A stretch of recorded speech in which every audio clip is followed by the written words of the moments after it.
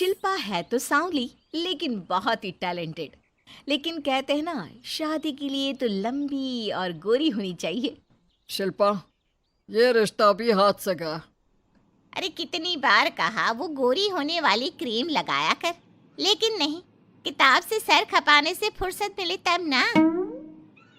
तू ही क्यों नहीं इसके लिए उपटन तैयार कर देती? शर्मा जी की बेटी का कम रेट में कितना अच्छा रिश्ता हुआ है। इसकी तो उम्र के साथ ही लड़के वालों की डिमांड भी बढ़ी जा रही है। शिल्पा को ये बातें अब बुरी नहीं लगती थी। लगे भी क्यों, बचपन से सुन जो रही थी वो ये सब कुछ। उसके लिए ये तो मात्र एक कान से सुनना और दूसरे कान से निकाल देने वाली बात थी। फिर एक रोज, पापा पापा मेरी नौकरी लग गई है। वाह, अच्छा। कहाँ बेटा? न्यूज़ चैनल में पापा, खबरों को लिखना होगा। हाँ, वैसे भी तेरे जैसी सांवली शक्ल की लड़की को कौन पर्दे पर आने देगा, क्यों? चल, 4 पैसे कमाने लायक हुई है तो लड़के वालों को बोल देंगे कि कमाती भी है, फिर शायद कोई कर ले शादी। हाँ सही कह रहे हैं। वैसे बेटा कल शाम को एक लड़का और आने वाला है, उसे भी देख लेना। शिल्पा को इस बार गुस्सा आ जाता है। अच्छे न्यूज़ चैनल में नौकरी लगने की खुशी भी माँ पापा के चेहरे पर नहीं दिखती। अगले रोज ऑफिस से शिल्पा घर आती है तो सामने बैठा होता है हिमांशु। हिमांशु शिल्पा को देखता है तो पहली नज़र में तो वो उसे पसंद नहीं आती, लेकिन फिर भी फॉर्मेलिटी तो करनी थी। ओके, तो क्या शौक है तुम्हारे और खाने में क्या क्या बना लेती हो? मुझे पढ़ने लिखने का शौक है, खाना बनाना नहीं आता, बिल्कुल भी नहीं आता। पर फिर भी क्योंकि ये रिवाज है कि बहू को खाना बनाना होता है तो थोड़ा बहुत बना लूँगी, लेकिन उतना ही वक्त किचन को दे पाऊँगी जितने में मेरा काम, मेरी नौकरी सफ़र ना हो। बाकी भूख तो तुमको भी लगती होगी, तो खाना बनाने की जिम्मेदारी दोनों की ही होगी, है ना? शिल्पा बोले जा रही थी। अब तक जिन लड़कियों से हिमांशु मिला था, शिल्पा उन सब से अलग थी। वो ऐसी ही तो लड़की चाहता था। शिल्पा से बात करने के बाद, ठीक है, फिर शादी 2 महीने बाद करेंगे। वो क्या है ना, खाना बनाना भी तो सीखना होगा ना। मुझे मंजूर है। शिल्पा को भी हिमांशु अच्छा लगने लगता है। दोनों की शादी हो जाती है, लेकिन शादी के बाद से ही हिमांशु का परिवार शिल्पा के रंग को लेकर कई बातें बनाता। क्या बात है हिमांशु, क्या कमी हो गई थी जो ऐसी काली सी बहू ले आया? काली काली तो नहीं है। हाँ, मेरी शिल्पा का रंग हल्का सांवला है। वैसे आप तो कृष्ण की भक्त हैं, जानती है ना, उनका रंग भी सांवला था। अब सांवले रंग के कृष्ण की पूजा, तो सांवली मेरी बीवी खराब कैसे? बात तो सही भी थी। क्यों सांवला रंग खराब माना जाता है? शिल्पा पति का तर्क सुन रही थी। थोड़ी देर के बाद, क्या बात है, शब्दों का जादू आ गया। क्या तर्क दिया आपने सांवले रंग के समर्थन में?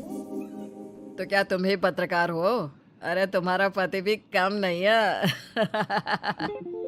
शिल्पा रोज एक नई तरक्की छू रही थी। कभी विदेश दौरा तो कभी बड़े बड़े लोगों का इंटरव्यू। एक दिन, सुनो, आज का दिन बहुत खास है, मैं मुख्यमंत्री जी का इंटरव्यू लेने जा रही हूँ। अरे वाह, क्या बात है, सही है यार। तभी ससुर आ जाते हैं। बहू, थोड़ा मेकअप भी कर लेना, वरना काली काली फोटो सब जगह आएगी।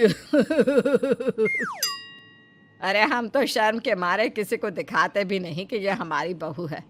न जाने क्या कमी थी। अरे वो शारदा दीदी की बहू देखो, कैसे मक्खन की तरह गोरी है। और नताशा, वो तो ऐसे लगता है जैसे भगवान ने दिल खोल कर रंग दिया है उसको। अरे माँ, आजकल रंग नहीं बुद्धि का जमाना है। हाँ, तो वो दोनों कहाँ पागल है, अच्छा खासा घर देख रही है। शिल्पा को ससुर की बात पर गुस्सा तो आता है, लेकिन वो मूड खराब नहीं करना चाहती।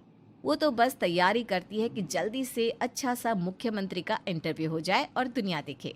होता भी यही है। शिल्पा जब शाम को घर आती है तो, अरे चाची, बुआ, फूफा जी, कैसे हैं आप सब? कैसे आना हुआ? शिल्पा को आसपास के लोग भी देख रहे थे। वो भी जानती थी कि उसने जो इंटरव्यू किया वो कितना वायरल हो रहा है। अरे बहू, बड़े लायक हो तुम। औरत होकर दुनिया की इतनी जानकारी, कितनी समझ है तुम्हारे अंदर। वाह वाह बहू, तुमने तो हम सबका सीना गर्व से चौड़ा कर दिया। सास ये सब देखकर सोच रही थी कि भाई ऐसा भी क्या हो गया, इन्होंने तो बहू को हीरो बना रखा है। मैंने तो शिल्पा को उसी दिन समझ लिया था जब पहली बार मिला था। मैं तो जान गया था कि ये लड़की अलग है। कितनी प्यारी आवाज़ है इसकी और समझ भी लाजवाब। तभी बुआ सास बोल पड़ती है। और एक हमारी बहू है, सारा दिन टिकली बिंदी पर ही लगी रहती है। अरे दीदी, न जाने कौन कौन सी क्रीम लगाती है, अब तो चेहरे पर फोड़े भी निकल गए। कितनी बार कहा कुछ पढ़ाई आगे करके दुनिया में नाम कमाओ, लेकिन नहीं, बस सारा दिन शीशे के सामने खड़ी रहेगी।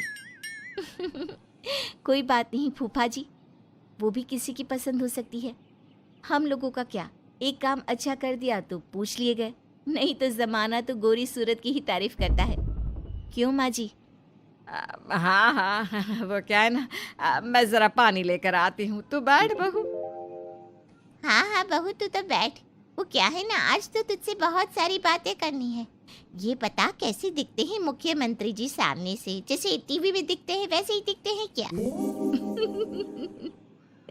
आए दिन लोग शिल्पा से मिलने आते, उसे अपने स्कूल या दूसरी जगह पर चीफ गेस्ट बनाते। ये सब देखकर पति तो खुश होता, लेकिन सुंदर बहू का सपना सास की आंख से उतर ही नहीं रहा था। फिर एक रोज, शिल्पा, पापा कहाँ है? माँ ज़मीन पर गिरी पड़ी है, वो बेहोश हो गई है। शिल्पा की सास को गंभीर बीमारी हो जाती है और फिर आप लोग अपनी माँ की किसी बात को मना ना करना, उनका दिल कमज़ोर हो चुका है। दिल में कोई बात लगेगी तो उनके हार्ट अटैक आने के चांसेस हैं, तो समझ रहे हैं ना। कुछ दिनों में ठीक होकर सास घर आ जाती है और फिर एक दिन, देख बेटा, मैं मरने से पहले एक सुंदर बहू का चेहरा देखना चाहती हूँ। अरे मैं नहीं चाहती कि तू इस काली कलूटी के साथ रहे, छोड़ दे इसे। अरे कल को तेरे बच्चे भी ऐसे काले पीले पैदा होंगे और फिर हमारा खानदान देखने लायक नहीं होगा। शिल्पा सुन रही थी, वो परेशान हो रही थी। वो सोचती है कि एक बार वो अपने पति से बात करके देखेगी। सुनिए ना, मुझे आपसे बात करनी है। मुझे भी शिल्पा, मैं माँ के बिना नहीं रह पाऊंगा, तुम समझ रही हो ना। शिल्पा को दुख होता है, लेकिन वो क्या करती।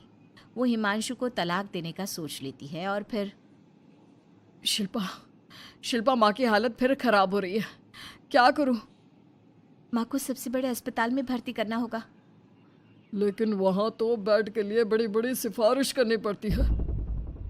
हाय रे, मेरा मरना तय है, मैं मर न जाऊं, मुझे बचा ले बहू। शिल्पा को हैरानी होती है कि वो करे तो क्या करे। पर माँ जी, मैं कैसे? बेटा, मुख्यमंत्री जी से बात कर ले, उनसे बड़ी सिफारिश किसकी हो सकती है? तू बोलेगी तो शायद तेरी सास की जिंदगी बच जाएगी। शिल्पा सिफारिश से सास को बड़े अस्पताल में भर्ती करवा देती है, जहां लंबे समय बाद सास ठीक होती है। लेकिन इस बीच एक दिन भी शिल्पा उन्हें देखने नहीं जाती। सास जब घर आती है तो एक सुंदर सी लड़की उनका स्वागत करती है। ये कौन है और शिल्पा कहाँ है? मुझे तो मेरी बहू ही चाहिए। माँ, कैसी बात कर रही हो? तुम्ही ने कहा था ना कि शिल्पा काली है और तुम्हें काली बहू नहीं चाहिए। ये रीना है, तुम्हारी बहू। नहीं नहीं, मुझे माफ़ कर दो, मुझे तो मेरी शिल्पा बहू ही चाहिए। उसी के कारण आज मेरी जान बची है। मैं नहीं समझ पाई कि सुंदर शक्ल से ज़्यादा सुंदर दिल और आचरण होना चाहिए। लेकिन अब क्या, अब तो देर हो चुकी थी। हिमांशु भी जानता था कि आत्मसम्मान वाली शिल्पा अब उसकी जिंदगी में वापस नहीं आएगी। अब तो शिल्पा को वे लोग बड़े बड़े चैनल की स्क्रीन पर देखते और अफसोस करते। शिल्पा चाहती तो कभी तुम्हारे लिए सिफारिश नहीं करती। अब तो आसपास के लोग भी घर नहीं आते। लोगों को लगता है कि शिल्पा ने हम लोगों को छोड़ा क्योंकि हम उसके लायक नहीं थे। सही बोल रही है माँ, हम ही तो उसके लायक नहीं थे। शिल्पा जैसी समझदार, पढ़ी लिखी, दुनिया की समझ रखने वाली लड़की को मैंने छोड़ा, सिर्फ आपके कहने पर। अब ये गोरी लड़की आपकी बहू हो सकती है, लेकिन मेरी बीवी कभी नहीं। हिमांशु वहां से चला जाता है।